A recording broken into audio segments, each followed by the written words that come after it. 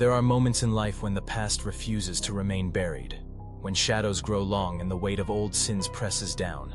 The line between reality and nightmare begins to blur.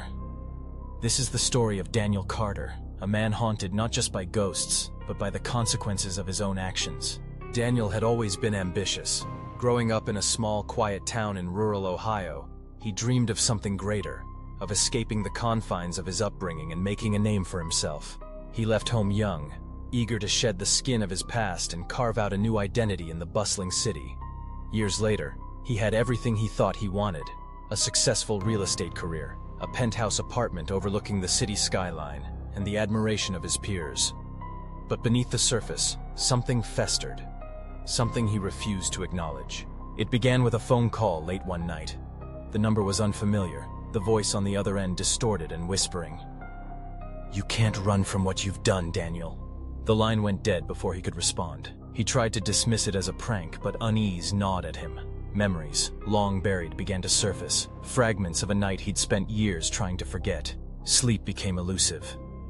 When Daniel finally drifted off, his dreams were plagued by visions of the past. He saw himself, younger and reckless, standing at the edge of a wooded ravine. Rain hammered down, turning the earth to mud. He remembered the argument, shouts echoing through the trees, a flash of anger, and then the sickening thud as someone slipped and fell. He remembered running, heart pounding, vowing never to speak of what had happened. In the waking world, Daniel's life began to unravel.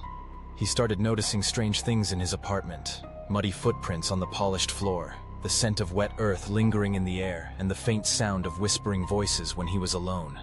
His reflection in the mirror seemed to flicker, his face momentarily replaced by a pale, accusing visage. He tried to tell himself he was imagining things, but the fear was real. Desperate for answers, Daniel returned to his hometown for the first time in years. The town hadn't changed much. Same quiet streets, same weathered houses, same air of secrets left unspoken. He drove to the old ravine, now overgrown with weeds and brambles. Standing at the edge, memories flooded back with terrifying clarity.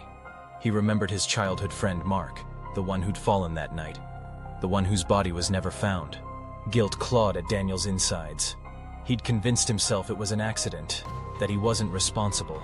But now, standing in the gloom of the forest, he felt the weight of his choices pressing down on him. As dusk fell, a cold wind whipped through the trees, carrying with it a voice he hadn't heard in years. "You left me here, Daniel." Panic seized him. He stumbled back to his car, but the engine refused to start. The forest seemed to close in around him, shadows twisting into grotesque shapes. He heard footsteps behind him, slow, deliberate, impossibly heavy. He turned, but saw nothing. The air grew colder, his breath frosting in the darkness. He tried to call for help, but his phone was dead. The only light came from the moon, filtering through the tangled branches. He began to walk, hoping to find his way back to the main road. But the forest was disorienting, every tree looking the same, every path leading him deeper into the darkness. As he walked, the whispers grew louder, forming words he couldn't ignore. "You can't escape your sins. They will find you, no matter how far you run." The ground beneath his feet grew soft and wet, sucking at his shoes. He looked down and saw the mud was streaked with something darker, something that looked like blood. Panic gave way to terror. He broke into a run, branches tearing at his clothes and skin. But no matter how fast he ran, he couldn't shake the feeling of being followed. The air was thick with the scent of decay, and the darkness pressed in from all sides. Suddenly he stumbled, falling hard onto the ground. As he struggled to rise, a cold hand closed around his ankle. He looked back and saw a pale, mud-caked arm emerging from the earth, fingers digging into his flesh. He kicked and screamed, but the grip only tightened, pulling him toward the gaping maw of the ravine. A face emerged from the darkness. Mark's face, twisted and bloated, eyes staring with a mixture of accusation and despair. "You left me, Daniel. You let me die."